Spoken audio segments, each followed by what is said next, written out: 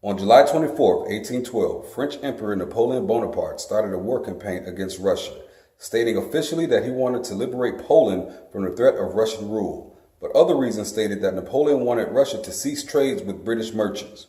Through many battles, the French army made it to Moscow, where Napoleon and his generals met to discuss future strategies to the Russian campaign. Generals, I have called you all here to get a report of the campaign in Russia. Yes, Emperor, as I discussed. I led soldiers into Smolensk and was able to drive Russian forces out of there and establish a stronghold.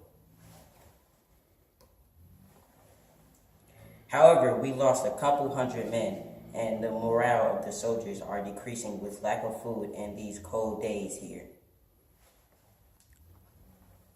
The Russians are retreating, but burning fields and homes so we can't live off the land. Likewise, Emperor. As you know, I led soldiers into Borodino, where we were able to take over that town, but at a pricely cost of a lot of our soldiers, including generals. The Russians keep retreating and burning crops and food supplies, and our soldiers are losing the will to fight. Are you telling me that the Russians are burning their own land and people's homes while they retreat? Yes. Keep advancing forward.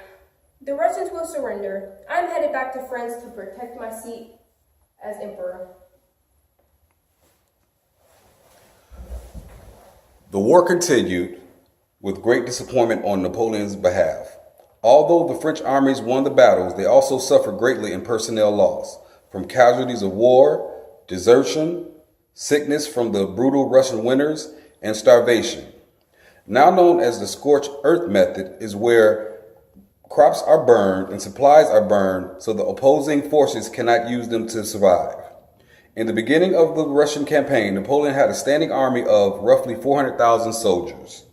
At the end of the campaign, December 12, 1812, Napoleon withdrew his soldiers and had a standing army of roughly 27,000.